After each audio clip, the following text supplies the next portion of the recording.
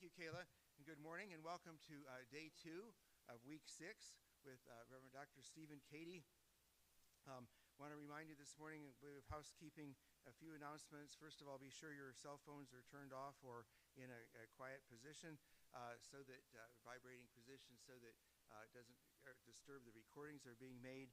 And that's a segue to the fact that we do have forms for the recordings. If you would like to have recordings of these sessions or of any of our week sessions during the summer, there's a form on the back table.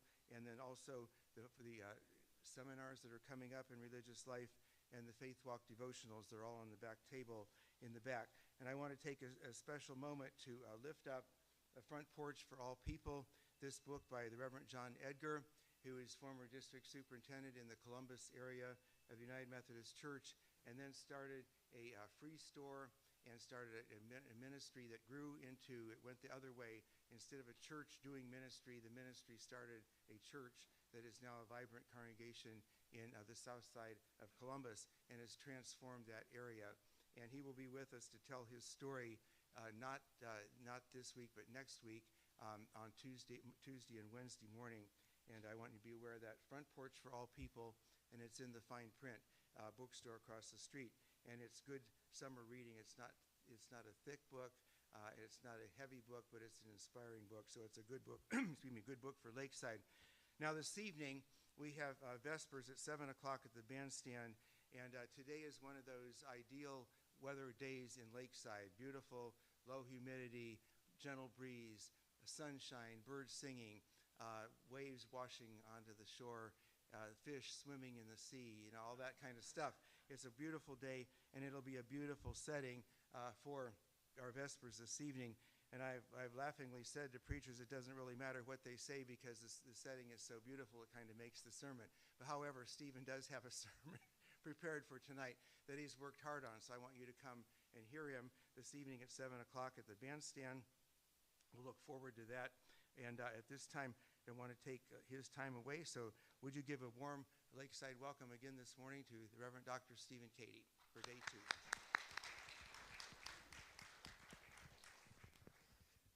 Thank you so much for having me. I realize that I forgot to turn off my phone. I just want to make sure that happens so we don't get stuck somewhere. First of all, thank you so much for coming. For those who were here yesterday, thanks for coming yesterday, 2 days in a row. It's amazing.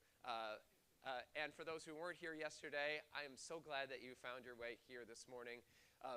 I will try and recap just a little bit of what we talked about yesterday, but we started with a conversation about the state of the church. And I'm just sort of curious, for those who were here yesterday, what stuck out to you as you left this place, as you thought about it overnight, as you were thinking about what we talked about? Was there anything that sort of came to mind or kept spinning in your head?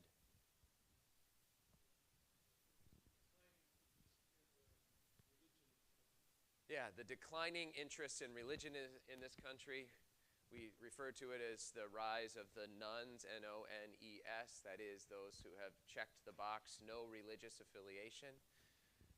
Anything else that stuck out to you?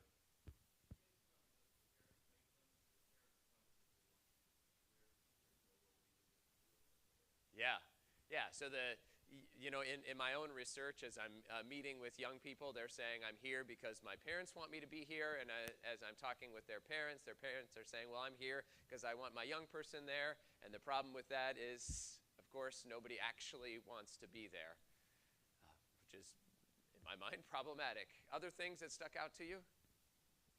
Yes. Yeah, for every one person who converts to religious faith in the United States right now, 5 people leave.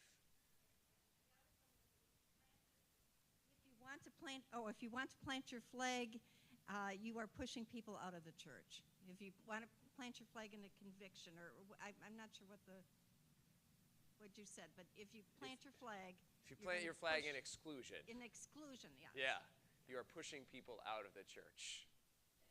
It is true. I mean, yes.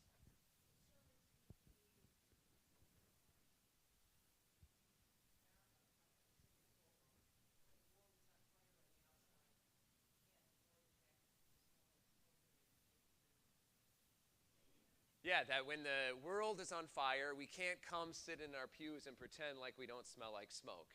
That is referring to the fact that a sermon has to speak to what is actually happening in the moment and in the lives of people. Anything else? Yes. The sermon is considered to be the most boring part of the worship service. So I will say, she said, across all ages, the sermon's considered the most boring part. Let me just nuance that a little bit, which is to say the most dreaded part of the service, right? It doesn't necessarily, the sermon is not always boring. Here's the thing, it doesn't have to be boring. The point is that every person that I asked, they said, now all 100% of the youth and most of the parents would say this, but when I asked, is there a part of the worship service that you dread?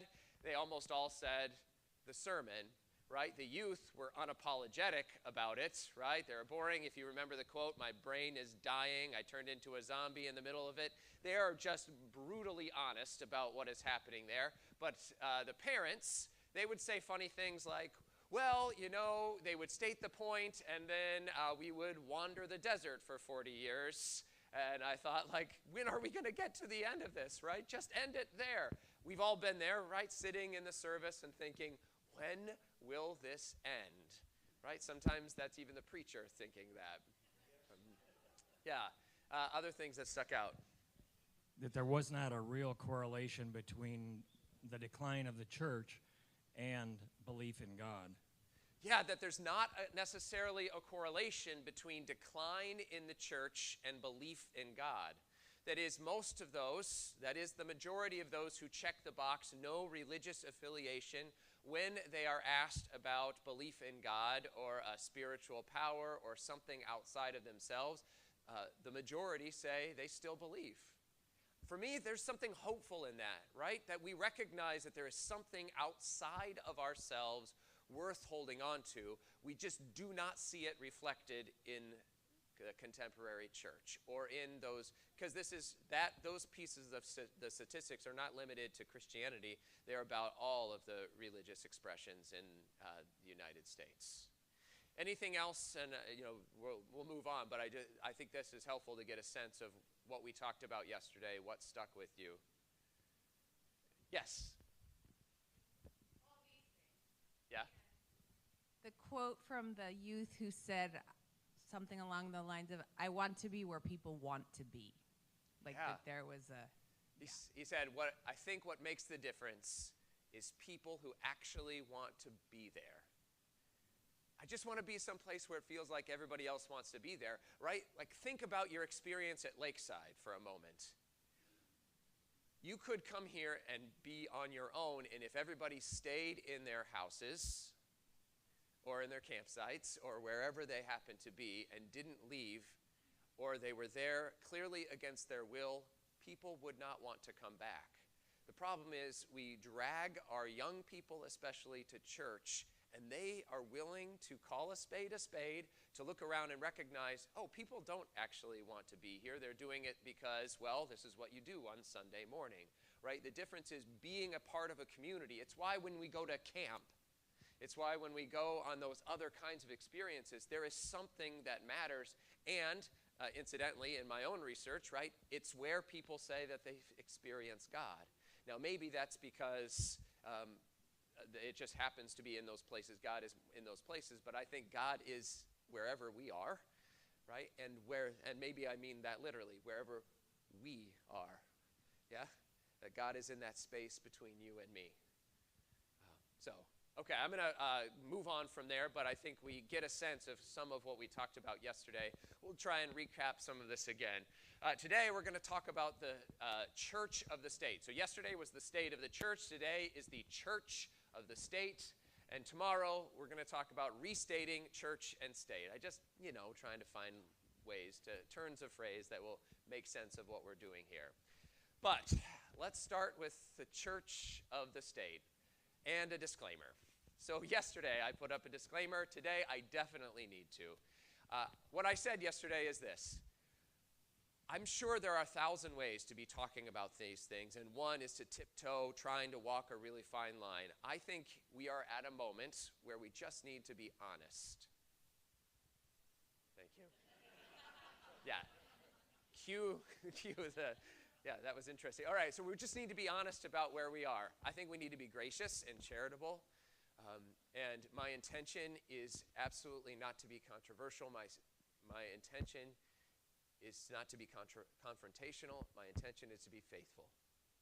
Right? I told you yesterday, I'm in this not as a politician. I'm not coming at this as a politico. I'm not coming at this as a social scientist. I'm a practical theologian. And I'm in this because I care deeply about the church.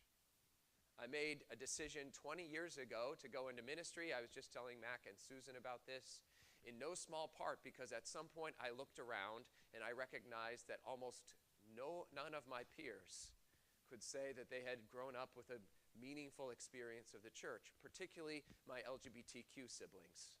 Those who had experienced the church not as a place of inclusion, of welcome, of justice. They had experienced the church as a place of exclusion, a place in which they didn't go in and be reminded that they were children of the same God as me, but were told that they did not belong. And I knew that there needed to be something different. Okay, I'll share a little bit more about that story, maybe today, but most likely tomorrow, about what was in it. So for me, I'm talking about this because I care about the church. And I've done all this research. Most of my writing has been focused inside the church, trying to understand how do we make the practices we have better. But as I said at the end of the day yesterday, at some point, we also have to pay attention to what's going on outside of the doors of the church, because that has just as large, if not a larger effect on what is happening on the faith lives of people. It doesn't really matter what I say if, I have people for an hour out of the week and they go home and they turn on Fox News or they turn on Breitbart or they turn on whatever it is that they are listening to that is poisoning their minds. Okay. So, I want you to turn to your neighbor and just discuss this question. Does a flag belong in a church? If so, why? If not, why?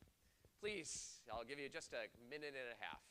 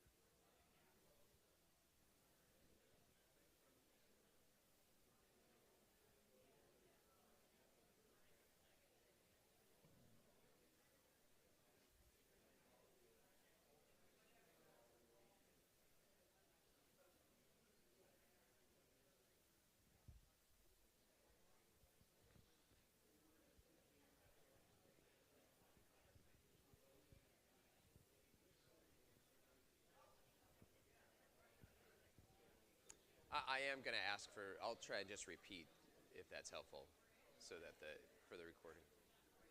Yeah. Yeah, or just their thoughts on why. Okay. I mean, whatever you think, if that's helpful. Is it for the recording mainly, or just, I'm happy to repeat back what people say.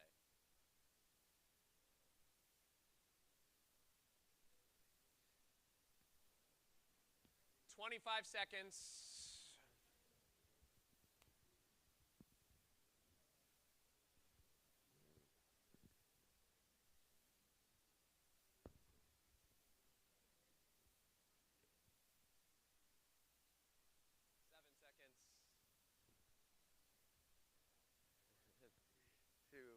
Okay, I'm going to ask you back. What was there any consensus? Were there conversations in your group I don't, to be clear, I don't know that there's necessarily a right answer here, but I do think there's some conversation to be had about it. What were the thoughts? Yes. Okay, one nation under God, not one nation over God, which means what? Put a flag in or not?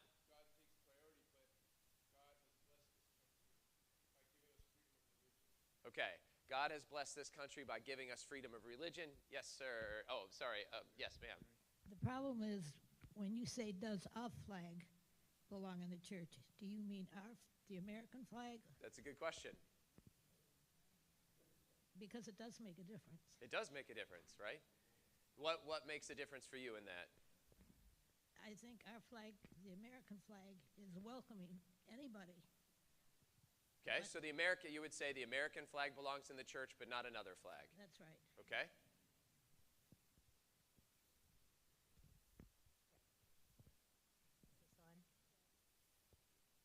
Hello.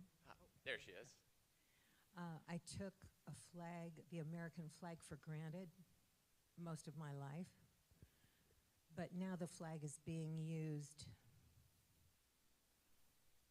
by some people to signify an exclusion of other people. Whereas my church is supposed to welcome everyone and love everyone. And so, I don't know, the last few years I've become very uncomfortable with the flag being inside the church. I still hang it outside my home, but I try to make it clear to my neighbors what that means to me, because I know that is not the same as it's being used by some other groups. So if I'm hearing you right, you would say something like, if we were able to hold on to the core of what that flag meant, then maybe it would have a place. But because of the way it has been hijacked or used, that perhaps we need to think about that twice before we put it. Is that accurate? Okay. Yes, sir. Dave Shalhays. Coming here for many years, I was so impressed and felt really warmed by the fact that when you went into the auditorium, there were all of these flags of the nations, which to me said that here we are, a Christian community, that we have been sent out into the world, all of those nations.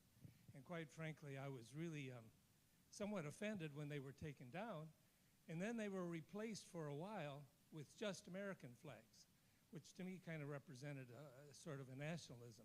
I think we're called to be in the country and in the world as Christians. It's quite a discussion at Lakeside. The old flags, frankly, wore out. The new flags were put in arbitrarily by somebody that is no longer here. Got it. Got it. Yeah, so I think I can pause us there unless there's some insight that you didn't get a chance to share, and maybe we'll have some time at the end. I think that's good. But let me just say, every church that I have served has in some capacity had some controversy over whether or not to have an American flag in the sanctuary. We can talk about it broadly within the church itself, but specifically whether to have it in the sanctuary of the church. The minister previous to me at my last congregation, they had already taken the flag out of the sanctuary, and his first day, and that had happened 20 years before he arrived, but on his first day, somebody came by and said, well, you know, hey, nice to have you here. I just wanted to let you know, I went ahead and I moved the flag back into the sanctuary just so that, his first day, literally, I moved it back there just so that it could be upright where it was supposed to be, right? It's typical. He, the previous senior minister, said, okay, just hold on a second before, it was smart enough to recognize that this tends to be this bone of contention. Why? Because the flag is representative of something. And in our nation, right, the flag is often used as a means of respect that we want to show to those who have sacrificed their lives for the country. All of these things that this flag represents, unfortunately, as was shared, right, it has also been hijacked for these other things. And what symbols mean, they matter, right? And when we see those symbols, it makes a statement about what we believe. I don't necessarily know that there's a right or wrong answer. I have my own opinions about that. I don't believe that a flag belongs in the sanctuary, but that I can recognize that there are arguments as to why that might be the case. I just think it conflates something that we miss, right? For me, when I'm stepping in the sanctuary, I'm worshiping God, right? It's why I have a hard time saying the Pledge of Allegiance, because as a Christian, I pledge my allegiance to God, not to a flag, right? Yes.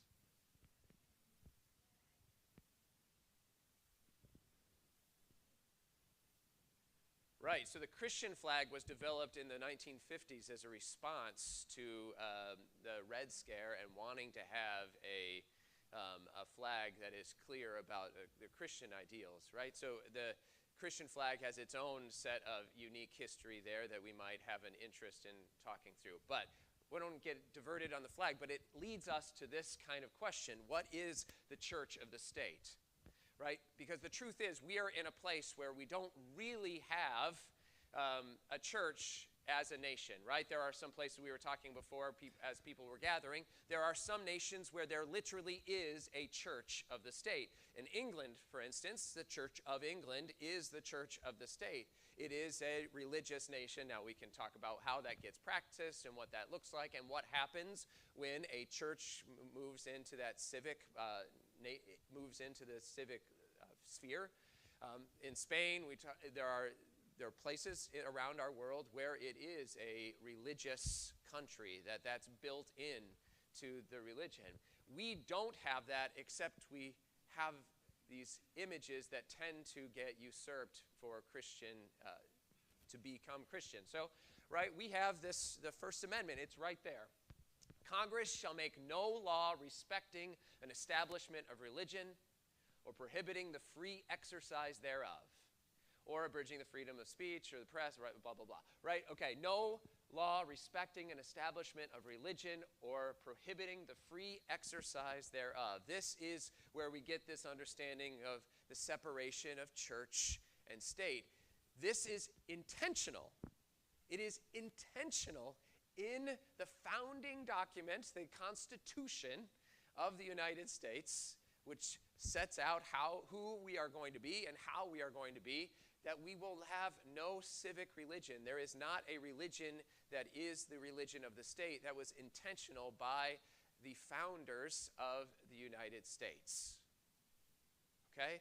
It's purposeful, right? The Constitution makes no statement about God or even a creator. It is not founded on that notion. That doesn't mean that some of the principles of Christianity, which I remember, I'm a Christian, I like, right? Some of the principles aren't inherent in some of the things we talk about and some of what it is that we love, but it was purposefully left out of the Constitution of the United States, trying to keep that separate, right? So we have this church of the state, right? We have all of these things that we say. The United States is a Christian nation. That is a 20th century statement. We don't say that prior to the 20th century. It's a 20th century statement, right? God and country. In God we trust, right? That becomes our national motto in 1956, right? Under God in 1954. Eisenhower pushes to add under God to our Pledge of Allegiance in 1954. Why? So that we could show how we are different than those godless communists. There's a reason we add that.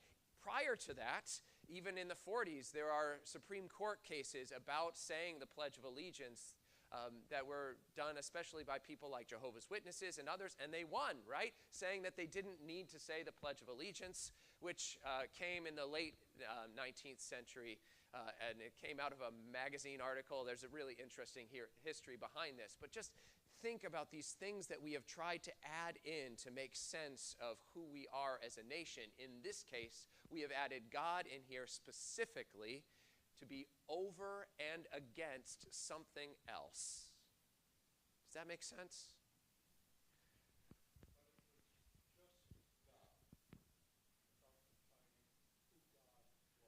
Right, yeah, just God without defining who God was, and I would add a particular conception of God.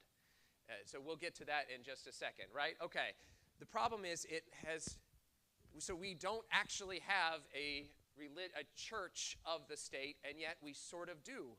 We have this expression of Christianity that gets put out there and conflated with a very particular form of the American experience.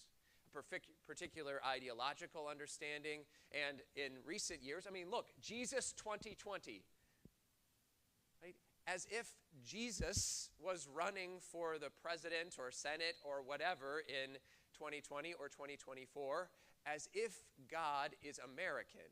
God is not American, right? I mean, we know this, but we sort of lose track of it. I showed you the picture before of Jesus with the MAGA hat on, right? Do we really think that that's what Jesus would stand for? Okay, so this is often named Christian nationalism, right? We've heard the term Christian nationalism before. It's gotten a lot of press of late, right? Christian nationalism is the belief that America's founding is based on Christian principles. White Protestant Christianity is the operational religion of the land, and that Christianity should be the foundation of how the nation develops its laws, principles, and policies. Christian nationalism is this understanding that there is a particular conception of God, that God has a plan for this place called the United States of America, and that whatever we need to do to enact that plan is therefore justified. A particular understanding of God, that God has a particular plan for the United States, and therefore whatever we have to do to enact that plan, be it violence of the Capitol or the exclusion of others, is therefore justified. There have been this huge swath of works that have come out in recent years. I think Jim Wallace is coming in a couple weeks. So I've tried not to use all of his stuff, though his book is excellent. The False White Gospel. It just came out 2 months ago, a month and a half ago, something like that. Yes, an excellent book that it makes a lot of these points, and he'll talk about it 1,000 times better than I can. But all of these have come out that have tried to make sense of what is happening in the United States right now, and this rise of Christian nationalism, the kingdom, the power, and the glory. Tim Alberta, I was talking about this with someone a little bit earlier, right? This is a really interesting book. It's written from an evangelical. He tells a great story. The book opens with this story about him going to his father's funeral. His father is this large, evangelical pastor. Goes to his father's funeral, and because he had written a book about Donald Trump, and Rush Limbaugh had spoken out against it on his radio program, several people coming through line, instead of condoling him in the loss of his father, basically called him a traitor. And he was trying to make sense of what is going on. How did this happen? How did we get to this place where your Christian ideals are tied somehow to your red hat? Okay, but all of these books are really interesting and worth. This book is not. In other words, there are people who are arguing another side of this, who are coming out and saying that that Christian nationalism is the right thing, it's what we ought to be doing, and who are arguing vociferously about this. I will point out some of how this gets enacted at the end of our presentation today, but just for now, know that it's not all books that are condemning Christian nationalism out there. There are those. So I do not recommend this book, to be clear. All right. These are 2 books that I found particularly helpful in preparing for today. American Idolatry. What I liked about this book is Andrew Whitehead is a social scientist, but he's also a person of faith. And he wrote it really, this book is trying to understand what this is doing to the church. Remember, I'm coming at this not simply because I'm worried for our country, though to be honest, I am. I'm coming at this because I care about the church. And I care about what this is doing to people of faith and to that precipitous decline in faith. Right? The Flag and the Cross is also a really good book that just helps. It's much more of a social scientist perspective, but it's still pretty interesting that helps unpack what's happening in Christian nationalism right now and in America. Okay, so how do they find out if someone is a Christian nationalist? There's several sort of statements that they put out there in these social surveys. So here's one, right? Basic level of agreement on a statement like this. I consider founding documents like the Declaration of Independence and the United States Constitution to be divinely inspired. You can see where you sit on that, right? Do I consider them divinely inspired? Another question. The success of the United States is a part of God's plan. These two have to do with sort of the foundation.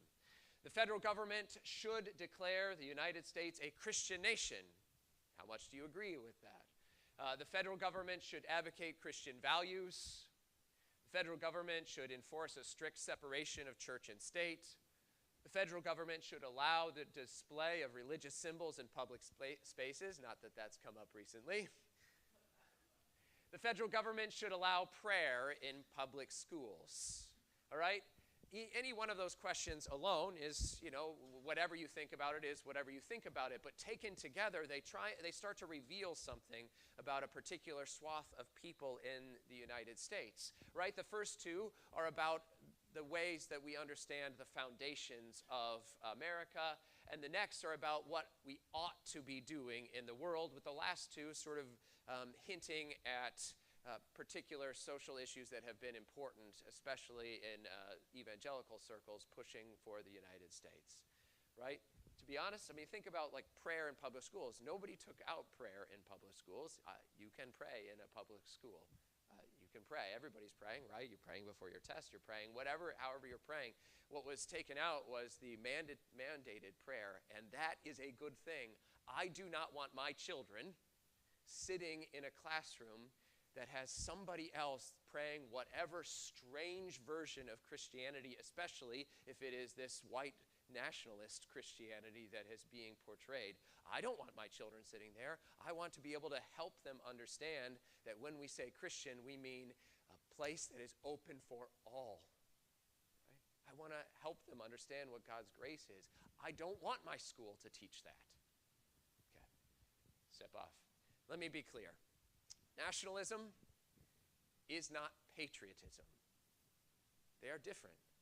Patriotism is about love of one's country. There is nothing wrong with that. Look, we could see it walking around Lakeside. It's clear that this is a place that is sharing some of that love, sharing what it is that is best in the American ideal. There may be some things we could talk about in how that gets expressed and who it is expressed for, but patriotism is not a bad thing, right? You can love one's country so much so that you're willing to share it and you're willing to lay down your life for it. That's patriotism. Nationalism is always about drawing a distinct line around. It's why nationalism is always obsessed with borders. Nationalism is about drawing a distinct line around the social hierarchies that are there. Who is included and who is not. I used the quote yesterday on Sunday from Emma Lazarus, right? Leave it to a Jewish person to train the Christians into what is real, right? Think about how different that statement, her poem is, right? How do I get into it? Not like the brazen giant of Greek fame with conquering limb astride from land to land. Here, at our sea-washed sunset gate shall stand a mighty woman with a torch whose flame is imprisoned lightning. Her name, Mother of Exiles. From her beacon hand glows worldwide welcome. Her mild eyes command that air-bridged harbor twin cities frame. Keep ancient lands your storied pomp, cries she with silent lips. Give me your tired, you're poor, your huddled masses yearning to breathe free, the wretched refuse of your teeming shore, send these, the homeless tempest tossed to me, I lift my lamp beside the golden door. The wretched refuse of your teeming shore. It's been a while since we've heard someone in the United States open that kind of gate. The wretched refuse of your teeming shores, the huddled masses yearning to breathe free. The core of patriotism is about opening your arms wide. The core of nationalism is about building a wall. You see, there's a difference between patriotism and nationalism. I'm an Eagle Scout. I'm a patriotic guy at heart. But I try my best to not be nationalistic. So when we speak about Christian nationalism, we really ought to speak about white Christian nationalism. Look, this is the part that starts to get uncomfortable. I mean, look around this room. Right? The truth is, the American ideal has always been there for some and not for all. And while we would love for it to be all, and while we can write laws that say it's for all, the enactment of it has not been. Right? I'm a straight, cisgender, middle-aged white guy with a bald spot. It gets worse, right? You know, and it is uncomfortable to face the hard truth that I participate in systems and structures that keep people of color from fully thriving. But I am willing to acknowledge those things because I am a Christian. And I know that it's the truth. And as Christian, I know that only the truth will set me free. Burying my head in the sand about it does not make it less true. And worse, it keeps my siblings of color and others from thriving in this world, which means that I am not being who God, who Christ calls me to be. It is uncomfortable. But the truth is, this country was built up on the backs of people of color. Right? Has anybody read the book, The Half Has Never Been Told? It's by Edward Baptiste, who's out of, I think, Cornell. He wrote this really interesting book about how capitalism is only made possible by slavery, that when the United States was being founded and was in its nascent years, had it not been for the institution of slavery, the United States would have defaulted and not been able to thrive. He uses this example that in 1800, the average cotton production was around, the average person, which slave, could pick around 20 pounds of cotton in the course of a day. 60 years later, that there was zero new industrialized, there was no new mechanism to pick cotton. 60 years later, the average was around 120 pounds in a day. The only innovation during that time was torture. Every dollar we spend in the American economy right now, if we look, has blood on it, and it doesn't matter if we are in the South or in the North. It is a part of our history that we ought not ignore, or that we ignore at our own peril. But every time someone tries to name it, we stand up and we say, well, you can't kneel during the Pledge of Allegiance, you can't kneel during the national anthem, because it's not respectful. And yet, what does that mean for the people who have been disrespected for 200 and almost 50 years? I just think it's important that we name what's going on when we speak about this. It is white Christian nationalism. At some point in our country, we equated white with good and Christian, and non-white or black with bad and heathen. We used theological arguments from the beginning to make sense of this, right? It doesn't take a rocket scientist to recognize that the torture, rape, and subjugation of people is not Christian. But we had theologians who were going out there and trying to make the argument that it was, and they succeeded, right? If we can look at people as less than human, suddenly we can allow ourselves to do all sorts of things to them that we wouldn't have allowed otherwise. I think it's important that we acknowledge these. This is an excellent book that tries to make sense of the history of this and where we are in this. She also happens to be a person of faith, trying to make sense of where we are in the midst of this. Now, there came a moment, probably in the late 60s, early 70s, where we could no longer use blatantly racist language to speak about these things, right? So we moved from blatant racism, using slurs, to things like talking about things like states' rights and forced busing and welfare queen. We're in the 80s now, right? The super predators, moving a little bit further along. Talk about, more recently, thugs and illegals and terrorists and anything we can do to other someone, to make us fearful of those other people who are not like us. And who is the us? People who look like me, right? We are the us and they are the them, and we need to find whatever way we can scare people about who is out there, right? We don't have to look very far in our politics today to recognize that this is the case. We can hear that us versus them language over and over and over again in what it is that we're doing. Listen to this. Now, I hate to bring up the debate because yikes, but just listen to this statement and we can hear some of the coded language, especially at the end. And he caused the inflation. He's blaming inflation. And he's right, it's been very bad. He caused the inflation, and it's killing black families and Hispanic families and just about everybody. It's killing people. They can't buy groceries anymore. They can't. You look at the cost of food where it's doubled and tripled and quadrupled. They can't live. They're not living anymore. He caused this inflation. I gave him a country with essentially no inflation. It was perfect. It was so good. All he had to do is leave it alone. He destroyed it with his Green New Scam and all this money that's being thrown out the window. He caused inflation. As sure as you're sitting there, the fact is that his big kill on the black people is the millions of people that he's allowed to come in through the border. They're taking black jobs now, and it could be 18, it could be 19, and even 20 million people. They're taking black jobs, and they're taking Hispanic jobs, and you haven't seen it yet, but you're going to see something that's going to be the worst in our history.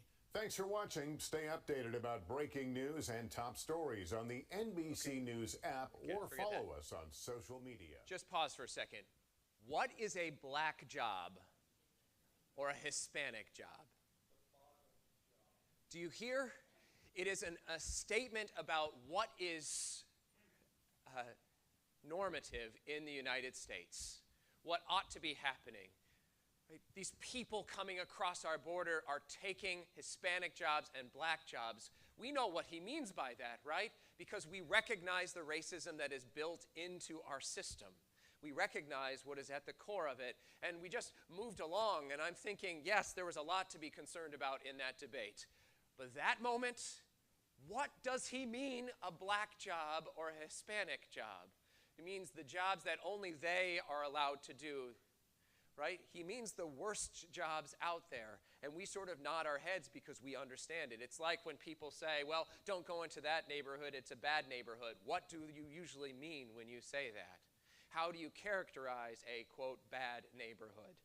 We know what we mean by these things. It's coded language, but it holds up and props up these systems and structures. So before you get too uneasy, let me just say this. When I speak about white Christian nationalism, I am really meaning whiteness, not white people, right? Whiteness is the problem here, right? It's the values, habits, beliefs, behaviors, and attitudes that result in the organization of society in such a way that white Americans as a group tend to have greater access to power, privilege, wealth, and other benefits bestowed by various social institutions, right? It's about the concept of whiteness, which is being entrenched and baptized in our system. Right? Okay, so I'm going to move through these fairly quickly because I'm speaking too much here. But the elements of white Christian nationalism, one is a strong moral traditionalism, which is specifically about social hierarchies, social institutions, this moral traditionalism, right? Comfort with authoritarian hierarchies. This is a notion that, yes, sometimes we need strong rulers, typically men. We need strong men to step in when things are so bad, and they're going to be justified in doing some things that maybe we're uncomfortable with, but they're necessary, right? We hear this especially in response to the January 6th riots. Right? Well, yes, it's bad, but sometimes we need a bad person. Or sometimes when we dismiss Donald Trump, we say things like, yes, he's an imperfect vessel, but he's doing the right things, and so we need him out there making those stands and doing these kinds of things. We're willing to be comfortable with sort of authoritarian impulses when they're keeping those others from us. Right? Desire for strict boundaries. We've already spoken about this. We hear it in terms of walls and in terms of actual borders, but not just in borders, right? It's in national identity, who counts. It's in civic participation, who gets to vote. It's in social belonging. And this was engineered. We can hear it in this clip from 1980. Now, many of our Christians have what I call the goo-goo syndrome. Good government. They want everybody to vote. I don't want everybody to vote. Elections are not won by a majority of people. They never have been from the beginning of our country, and they are not now. As a matter of fact, our leverage in the elections, quite candidly, goes up as the voting populace goes down. You hear? Our leverage in the election goes up as the voting populace goes down. That is, specifically looking to keep people from voting. Make no mistake, every law that is put out there, and it's been there since Reconstruction, right? Every law that's put out there that is attempting to make more metrics, make it harder for people to vote, is in service to a particular purpose. We hear it and we just take it often as this slice to say, yeah, okay, it makes sense to have IDs, or it makes sense to have, we've heard things, right, like, okay, well, you have to be a property owner to vote, or you have to pass a reading test to vote, or you have to do any number of these other things. It is there particularly to keep people like me voting and to keep people who don't look like me from not. Make sense? Okay. Here are some 5 basic facts. Only one of them is hopeful. Nearly half of Americans embrace Christian nationalism to some extent. All of those questions, I put up those 7 questions earlier, half of Americans, when they answer those questions, tend to fall on this scale. Now, Whitehead in his book sort of breaks them down into these 2 different categories. He calls them accommodators and ambassadors. Accommodators are the people who say, yeah, generally I do think that we should be a Christian nation. Yes, I do think that we ought to follow Christian principles, and I might even believe that we ought to have things like the 10 Commandments in our schools. But I'm willing to recognize that there can be some leverage here and we can have a little push-pull. That's most of them, so that gives me a little hope in that. So maybe there's 2 hopeful things. The others are ambassadors, and he would say that's about 16% of people who say, no, white Christian nationalism is it, and I'm not willing to listen to anything else. 16%, that's almost 1 in 5 people in the United States right now. That's a large group. White Christians, especially evangelicals, are most likely to be the people that embrace white Christian nationalism, which makes sense. 7 in 10 white Christians are favorable towards Christian nationalism. That number rises in evangelicals. About 8 in 10 evangelicals embrace Christian nationalism, but it is not just white Christians, right? So 1, it's not just Christians that embrace white Christian nationalism. But it's also not just white people that embrace white Christian nationalism. And they're not all evangelicals. 4, Christian nationalism exists across all sectors of society. So it's not limited to rural areas or to the South. It's everywhere. And there are expressions of it everywhere. Here's the hopeful statement. Christian nationalism is not becoming more prevalent. Now, we're hearing about it a lot more, right? And I think there is a strong argument that because of the way it has been so well utilized by the MAGA campaigns. We hear about it more often. We recognize it more often. But it is not becoming more prevalent. The statistics show that over the course of the last 10 years, whereas white Christian nationalism might have dropped in percentage, has dropped in percentages, the new adoptions, which is good, or held flat. I don't know that that's super hopeful, and sometimes, right, what is it, the owl of Minerva flies highest at midnight, right? There are these times when you're right on the brink of falling that you find your way into the most dangerous part, right? That caged moment when you can recognize it's not forever. Okay. Here's some features of white Christian nationalism. A focus on power, defending access to power. We hear it a lot. I mean, I looked for all these clips, and I couldn't find one that I felt like didn't have language that I didn't want shared in a room full of people. But if you go and you just look up any of the Capitol siege footage, you can hear defend the faith, defend the country, this sense that we have to do something to defend ourselves against what's happening, right? Fear, they are taking away what is rightfully ours, right? Us versus them, who is on our side, oppose their access to power at all costs. There's a comfort with violence as long as we're the ones perpetrating it, right? There's a comfort with violence. It's regrettable, but sometimes it's necessary when the stakes are so high, right? This is why when you hear people talking about the Capitol riots, you'll often hear justification for what happens at the Capitol and condemnation for what's happening in the Black Lives Matter, the very few of those that ended up being to have any sort of violent peace, right? There's, just a breakdown to say violence is justified when we're the ones perpetrating it for this purpose. And there's always this nostalgia for the good old days. Make America great again, right? Let's get back to that moment. Never mind the fact that it wasn't always great for everyone.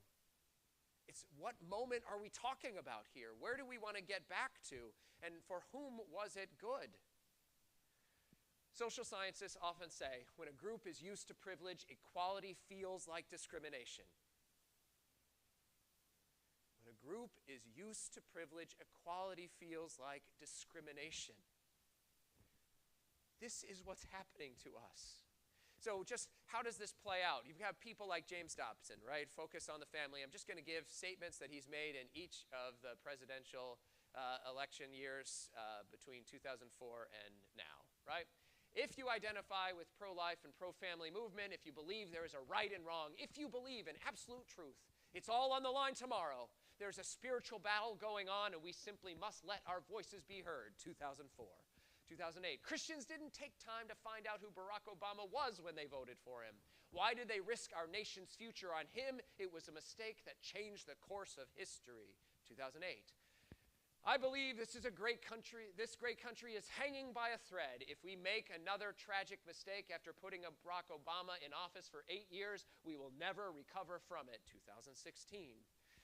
Hordes of angry anarchists are salivating over the next election, hoping to push America over a cliff. If they succeed, Western civilization will never recover. That's actually from 2020. Sorry, I forgot to change that. You can hear it just keeps growing and gets worse and worse. The fear is always there. There's always an other. There's always a sense that if we don't do something right now, the world will fall apart. Which leads to things like this. People are holding the Bible. Trump is president, Christ is king. A picture that I wanted to put up, but I just wouldn't read in a room like this, was that the gallows that were elected for Mike Pence in that moment have written on it, carved into it, God bless America. In God we trust. Under God. Written on the gallows.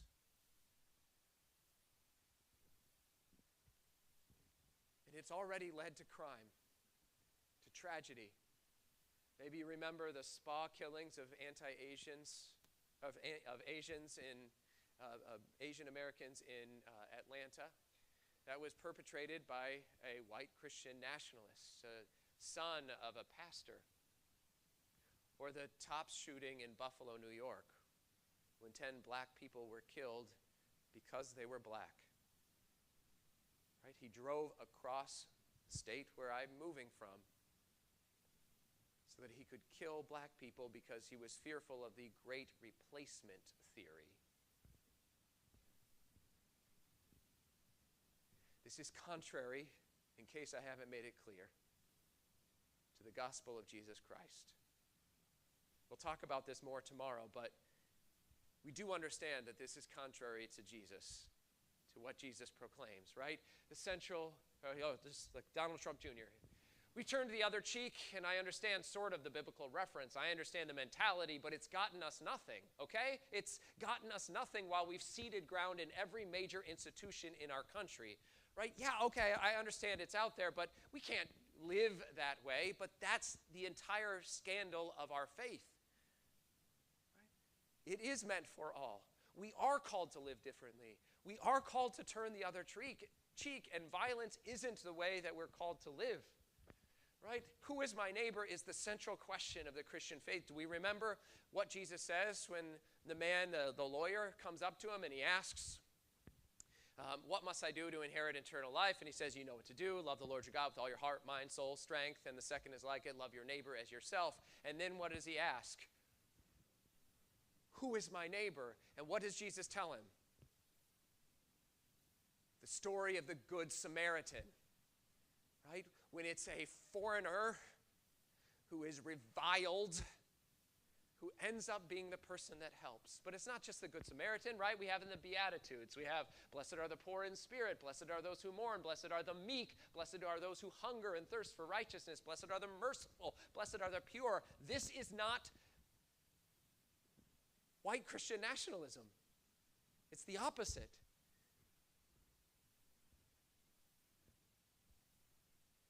Matthew 25, for I was hungry, and you gave me food. I was thirsty, and you gave me something to drink. I was a stranger, and you welcomed me. I was naked when you gave me clothing. I was sick, and you took care of me. I was in prison, and you visited me. That is not white Christian nationalism. It's like all those people who say my favorite verse in the Bible is God helps those who help themselves, which only has two problems. One, it's not in the Bible, and two, it is the opposite of the Christian faith. The entire scandal of the Christian faith is that grace is meant for all. You didn't do anything to earn it, and by God's grace, you can't do anything to take it away. That is the scandalous part of it. It is meant for all. We're called to stand with our arms wide open. It's why I use that scripture lesson on Sunday. Come to me, all you who are weary and carrying heavy burdens, and I will give you rest. So what is the gospel actually about? For me, this is what I'll preach about tonight, life. I came that they may have life and have it abundantly. Not for some people, but for all people. The gospel is about life, not at death, but right now. And justice is the work of removing those barriers to life that exist for the people out there. What is white Christian nationalism about? Power. And we have seen it at work lately, right? Samuel Alito flying an appeal to heaven. Just think about that. This flag has been used at white Christian nationalist rallies. It's been used in the Stop the Steal. It's been used. But just think about what it's saying, an appeal to heaven, that God is somehow going to help us in this moment, that God is where this is helping us in this here. And then we've had, just in this last week, since I started preparing for this event, we've had just in the last week and a half, Sunday school is now, people are giving release time in Oklahoma. The Bible must be taught in Oklahoma schools, a lot in Oklahoma. Louisiana requires 10 commandments to be displayed publicly in classrooms. It's not that I have anything against the 10 commandments, I don't. But when they are being usurped and not taught with the heart of the Christian faith, it is damaging to the Christian faith and the reason why people are choosing to stay away. It's not just because of what's happening in our churches. It's because of what we are telling people the church actually is. We're going to get to this more tomorrow. In 2 weeks, 2 miles from the seminary where I am now the president, there is a group that is holding its 15th birthday party called the True Texas Project. I just took the first two, not even being discerning here, the very first two workshops. Just see if you hear anything in these. The first workshop, Multiculturalism and the War on White America. You'd have to be hiding under a rock at this point to not have noticed the blatant anti-white campaign by the left. They don't even hide their intent to rid the earth of the white race. It's absolutely vital we remember that when they say, I'm not going to keep reading it, but you hear it, it's there, right? And then you have the great replacement theory, right? As American birth rates decline and foreign-born population increases, demographic replacement of American citizens, and clearly not just a theory, but a reality. And then it goes on. I just want to read the last line. It is reasonable to fear these population changes will transform our national culture and represent a deliberate policy of replacing citizens with subjects. That if we allow those people who don't look like us or vote like us to be a part of our country, we will become subjects of some other kind of tyranny.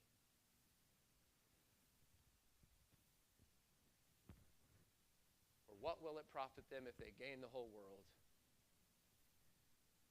but forfeit their life? Tomorrow, we'll talk about what we want to do about it. And I'll need your help. We'll have some conversation. Sorry, I think I took up too much time, but I don't know what time should have. We have a hard stop because Okay. Justice will be at Hoover Auditorium in a half Thank hour. you. Thank you all for coming and see you tomorrow.